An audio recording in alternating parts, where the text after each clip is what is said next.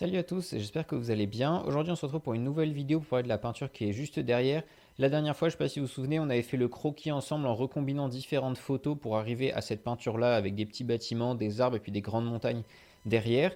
Aujourd'hui, comme vous l'avez vu, on va parler de pinceaux et un peu essayer de comprendre avec combien de pinceaux il faut peindre, quelle est leur taille, le nombre total en fonction des couleurs, etc. Parce que vous allez voir que moi au début je peignais vraiment avec un ou deux pinceaux grand maximum et puis souvent un seul à la fois. Et en fait en prenant quelques pinceaux en plus, on peut vraiment simplifier la vie et faire des trucs super sympas. Dans cette vidéo, je vais uniquement parler du travail en atelier où on peut se permettre d'avoir plusieurs pinceaux parce que quand je vais peindre en plein air, forcément j'en ai qu'un seul pour tout faire parce que voilà, au niveau du matériel, du transport et puis la gestion sur place, c'est pas très évident. Donc voilà, là ce sera uniquement le travail en atelier où on va parler du coup de tous les pinceaux que vous avez. N'hésitez pas à liker la vidéo et à vous abonner et on parle tout de suite des pinceaux.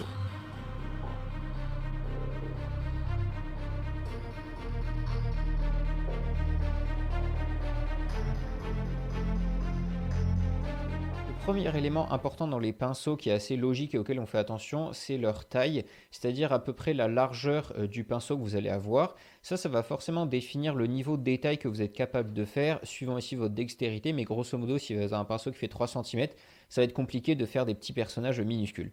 En fait, moi, la philosophie que j'ai par rapport au pinceau, c'est d'utiliser toujours le plus gros possible qui me permette de faire ce que j'ai envie de faire au niveau des détails.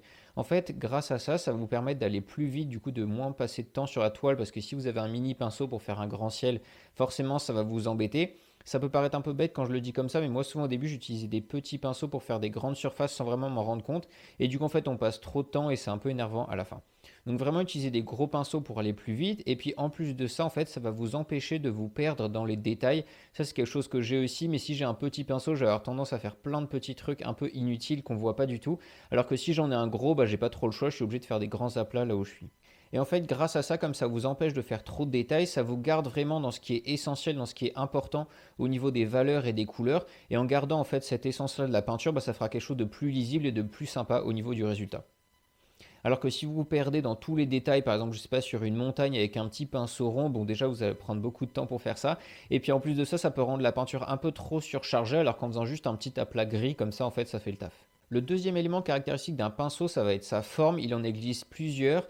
Grosso modo, en fait, pour les gros pinceaux et les petits, vous n'avez pas trop le choix. Les gros, c'est soit des grands plats, soit qui vont être un peu usés, bombés, ronds au bout. Donc c'est ce genre de pinceau là, vous voyez lui, il est rond au bout un petit peu, même s'il est énorme, en fait je m'en sers jamais. Je me sers plutôt de ces deux là, il y en a un qui est plat et l'autre qui est un petit peu plus rond. Bon, ça fait à peu près la même chose, c'est juste au niveau du ressenti avec la peinture que c'est un petit peu différent, mais ça c'est pas très important. Ensuite pour les tailles moyennes, donc c'est à peu près cette taille là, environ 1 cm jusqu'à 1 demi centimètre.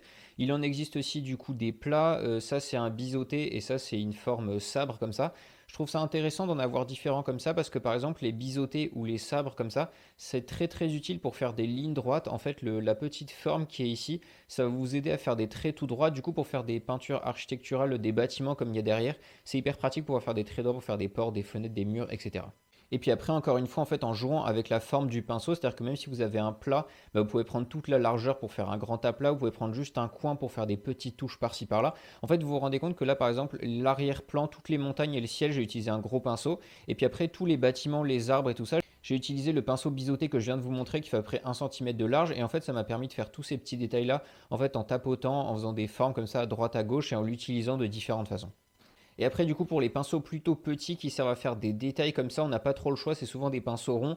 Là, celui-là, il fait à peu près 4 mm de large, et puis après, ça va jusqu'à plus petit sur le niveau de détail que vous voulez faire. Mais pareil, il ne faut pas commencer avec un trop petit, commencer avec le plus gros possible pour faire des détails, et puis en plus, après, rédiviser si vous sentez que vraiment vous avez besoin de faire des choses plus petites.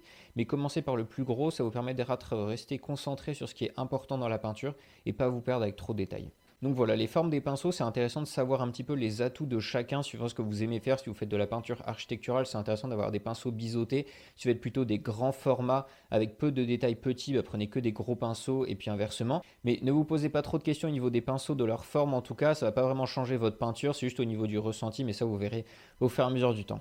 Et le dernier point que je voulais aborder dans cette vidéo, c'est au niveau des couleurs. C'est selon moi très important. Ça fait peu de temps que je l'ai mis en place, mais c'est vraiment super pratique. En fait, c'est d'avoir plusieurs pinceaux dans sa main quand vous allez peindre.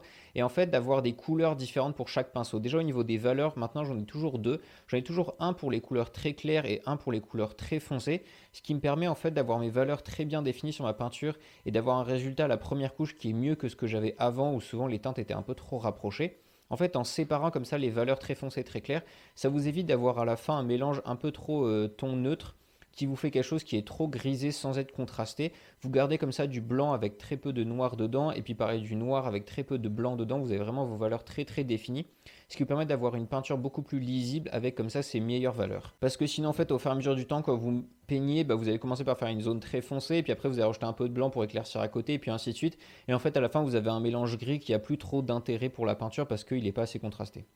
Donc ça c'est pour les valeurs et ensuite pour les couleurs j'en utilise d'autres aussi. Là sur ma peinture j'avais pas mal de vert et c'est une couleur qui va rapidement en fait en mettre un peu trop partout. Si vous prenez le même pinceau pour faire le vert et puis les couleurs foncées à côté en fait il va commencer à y avoir du vert un peu partout.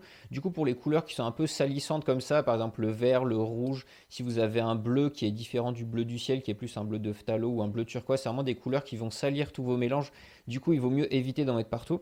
Et du coup, pour chacune de ces couleurs, vous prenez un autre pinceau, ce qui va permettre comme ça de changer de pinceau entre vos différentes zones et d'avoir quelque chose qui est très clair, très lisible, sans avoir trop de couleurs mélangées les unes dans les autres. Donc voilà, bien sûr, c'est à essayer par chacun pour voir comment vous vous en sortez avec les différents pinceaux. Vous allez peut-être vous dire que du coup, ça coûte très cher d'acheter plein de pinceaux. Moi, j'achète des pinceaux qui sont pas forcément de très bonne qualité. Je trouve qu'on s'en fiche un peu, surtout pour la peinture à l'huile. C'est pas comme l'aquarelle où il peut y avoir des effets de pinceau. Pour la peinture à l'huile, en fait, tant qu'ils sont assez rigides en soie de porc comme ça, je trouve que ça fait le taf.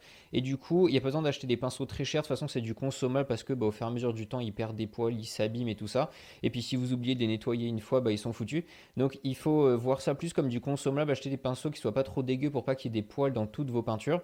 Mais prenez pas non plus des trucs de super qualité parce que c'est du consommable. Et puis, comme je vous ai dit, c'est pratique d'en avoir plusieurs et pas qu'un seul.